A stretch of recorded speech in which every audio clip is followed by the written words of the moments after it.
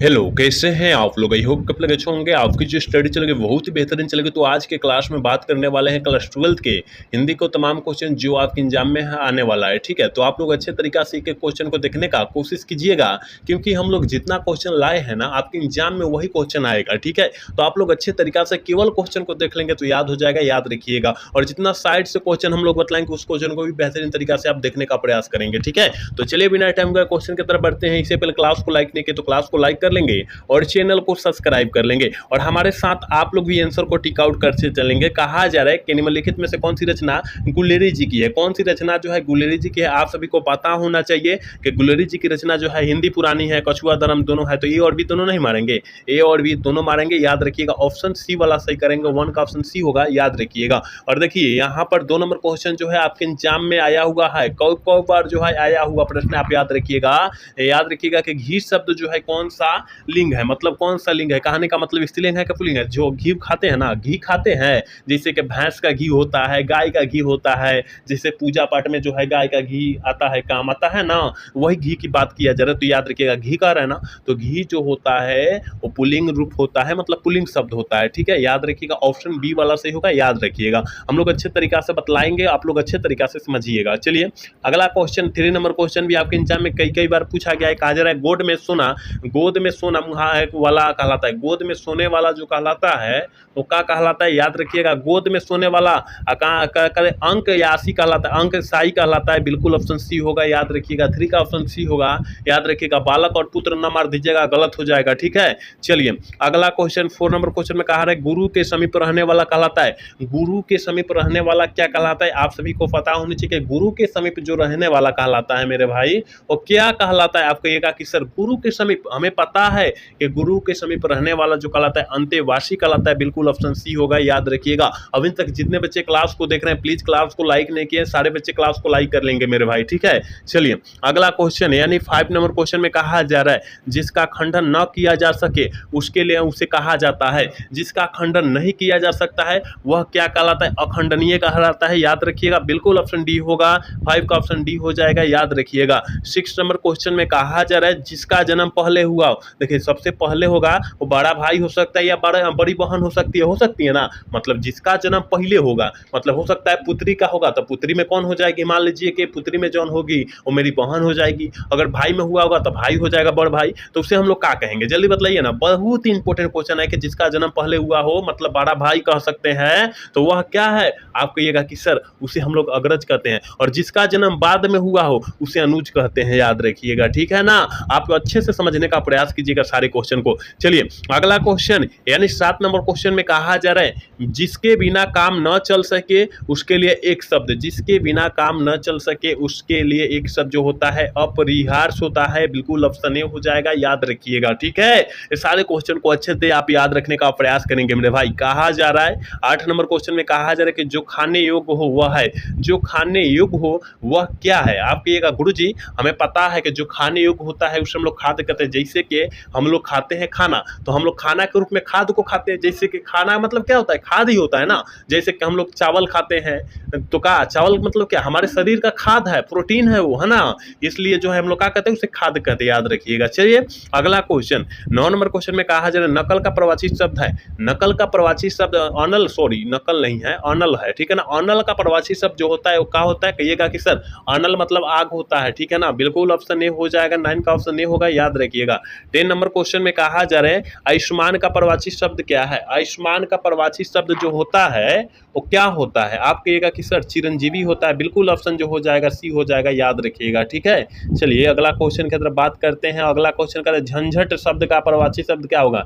झंझट मतलब लफड़ा होता है। ठीक है ना, तो याद रखिएगा लफड़ा को हम क्या बोलते हैं, बवाल बोलते हैं। बिल्कुल बवाल हो जाएगा। ठीक है ना, याद रखिएगा, ऑप्शन 11 का सी होगा, याद रखने का प्रयास करेंगे सारे बच्चे। एक एक क्वेश्चन को छोड़ेंगे नहीं, सारे क्वेश्चन को बेहतरीन तरीका से देखेंगे। कहा जा रहा है कि डरावना शब्द का प्रवाची शब्द क्या होगा। आप कहिएगा कि सर हमें पता है कि डरावना शब्द का प्रवाची शब्द जो होता है भयानक होता है, मतलब ना कहते हैं कि बहुत भयानक जगह था, बहुत भयानक आदमी था, कहते हैं ना, वही डरावना आदमी था। चलिए अगला क्वेश्चन यानी 13 नंबर क्वेश्चन में कहा जा रहा है कि भक्तमाल किन की रचना है। भक्तमाल जो है किस लेखक की रचना है, नभा दास, नभा दास जी की रचना है। बिल्कुल ऑप्शन ए होगा, याद रखिएगा। 14 नंबर क्वेश्चन में कहा जा रहा है हिंदी कहानी के विकास में मील का पत्थर कौन सी कहानी मानी जाती है? मील का पत्थर जो होता है कौन सी कहानी मानी जाती है? तो याद रखिएगा उसने कहा था कहानी मानी जाती है। बिल्कुल ऑप्शन ए हो जाएगा, क्योंकि उसने कहा था कहानी से संबंधित है, आप याद रखिएगा। ठीक है, चलिए अगला क्वेश्चन 15 नंबर क्वेश्चन में कहा जाए जयशंकर प्रसाद का महाकाव्य है। जयशंकर प्रसाद का महाकाव्य जो है कौन है? जल्दी बतलाइए। 15 का ऑप्शन का हो जाएगा? कहिएगा जयशंकर प्रसाद। बिल्कुल ऑप्शन ए हो जाएगा। जयशंकर प्रसाद का महाकाव्य जो है महाकाव्य क्या है?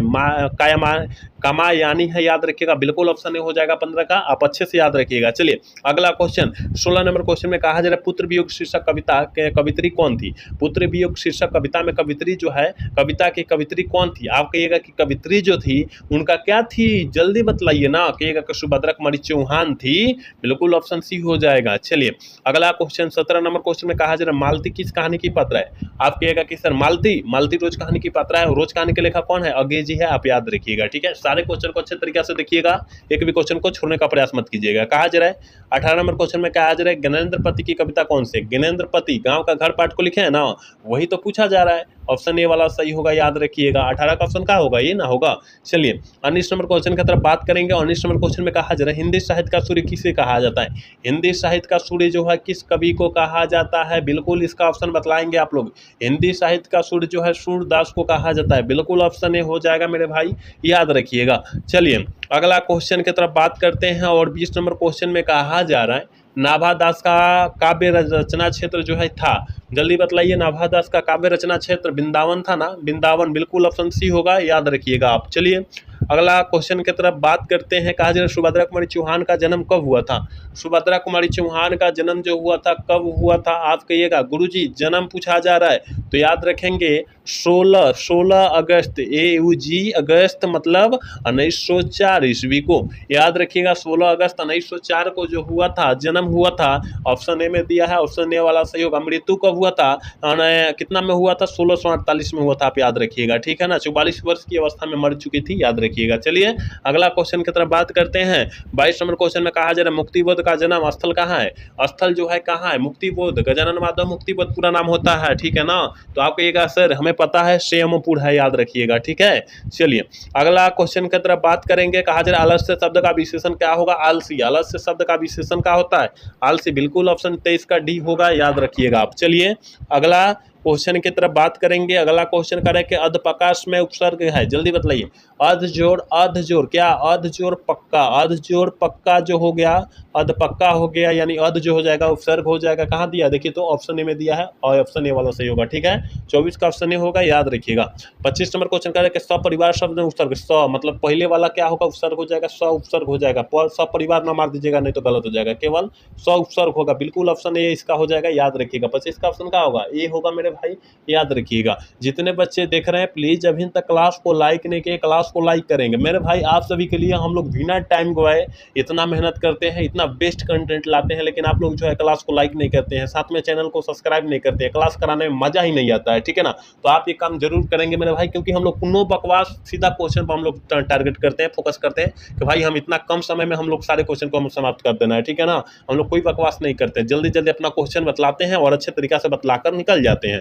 कहा जा रहा है अंकुरित शब्द में पढ़ते हैं क्या? अंकुर जोड़ अंकुर, अंकुर जोड़। ठीक है ना, अंकुर जोड़ इत। ठीक है ना, अंकुर जोड़ इत हो जाएगा, यानी इत जो हो जाएगा इत प्रत्यय हो जाएगा। इसमें प्रत्यय पूछा जा रहा है अंकुरित में। ठीक है ना, आप याद रखिएगा सारे क्वेश्चन को। ऑप्शन सी होगा 26 का। 27 नंबर क्वेश्चन की तरफ बात करेंगे और 27 नंबर क्वेश्चन के नवरत्न में कौन सा समस्या? 9 रत्न, 9 गो रत्न है। ठीक है ना, 9 गो रत्न है, यानी 9 जो है संख्या है, संख्या के लिए द्विगु समास हो जाएगा। बिल्कुल ऑप्शन सी होगा 27 का, याद रखिएगा। ठीक है, 28 नंबर क्वेश्चन की तरफ बात करेंगे। 28 नंबर क्वेश्चन में कहा जा रहा है आकाश पाताल एक करना मुहावरा का अर्थ क्या होता है? आकाश पाताल एक करना मुहावरा का अर्थ जो होता है बहुत मेहनत करना। क्या? बहुत मेहनत करना, लेकिन बहुत मेहनत तो नहीं दिया, लेकिन कठिन परिश्रम दिया है ना। बहुत मेहनत को क्या कर सकते हैं? कठिन परिश्रम करना। ठीक है ना, बिल्कुल ऑप्शन डी होगा, याद रखिएगा। ऐसा ही सही प्रश्न आपके एग्जाम में आएगा तो आप लोग अच्छे तरीका से सारे क्वेश्चन को देख लेंगे। ठीक है, और अच्छे तरीका से समझ भी लेंगे। कहा जा रहा है मुट्ठी में करना मुहावरा का अर्थ क्या होता है? अपने वश में करना। मुट्ठी में करना यानी अपने वश में करना। बिल्कुल ऑप्शन क्या हो जाएगा?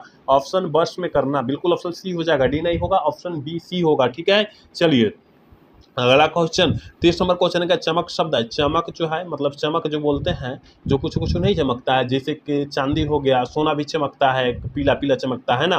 तो चमक शब्द जो होती है कौन सा शब्द होता है, तो चमक जो होता है स्त्रीलिंग रूप होता है। बिल्कुल ऑप्शन ही होगा, याद रखिएगा, ठीक है। चलिए 31 नंबर क्वेश्चन में कहा जाए संधि के कितने भेद होते हैं। इसका तो आंसर हम बतलाने वाला नहीं है, नहीं इसका आंसर हम बिल्कुल नहीं बतलाने वाले हैं। आप इसका आंसर जरूर बतलाइएगा कि संधि जो होता है कितने प्रकार का होता है या कितना भेद होता है संधि का, आप जरूर बतलाइएगा मेरे भाई, ठीक है। आप हाँ जल्दी बतला दीजिए कमेंट में, इसका आंसर हम नहीं बतलाएंगे, ठीक है। कहा जा रहा है भीड़ में कौन सा संख्या, भीड़, इसका भी ऑप्शन हम नहीं बतलाएंगे लेकिन बतला देते हैं, नहीं तो कहेगा का कितना कहेगा का इसका आंसर भी पता नहीं है जिसके कारण नहीं बतला रहा है ना। भीड़ शब्द जो है याद रखिएगा, भीड़ जहां मतलब भीड़ कहाँ लगेगा, एक आदमी से भीड़ लगेगा, कम से कम 10 15 20 25 30 40 50 आदमी लगेगा, जहां रहेगा वही जना भीड़ लगेगा। और जहां भीड़ की बात करे यानी समूह की बात कर देना, तुम समूह मार देना, आंख मूंद के समूह मार देना, ठीक है ना। ऑप्शन क्या हो जाएगा, डी हो जाएगा ना, ऑप्शन बिल्कुल डी होगा। चलिए अगला क्वेश्चन 33 नंबर क्वेश्चन करेंगे, कारक के कितने भेद होते हैं। कारक जल्दी बतलाइए, बहुत इंपॉर्टेंट क्वेश्चन है। कारक का कितने भेद होते हैं, आप कहिएगा गुरुजी हमें पता है कि कारक का जो होता है 8 भेद होता है।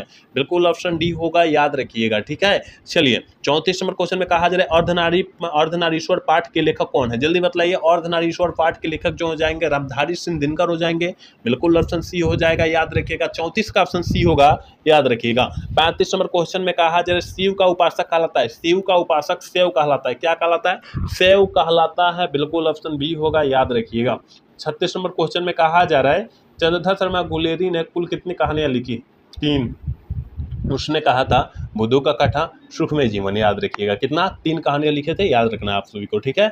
चलिए अगला क्वेश्चन करें, आत्महत्या के विरुद्ध क्या है। आत्महत्या के विरुद्ध जो है क्या है, कविता है, क्या है, कविता है, बिल्कुल ऑप्शन सी होगा, याद रखिएगा।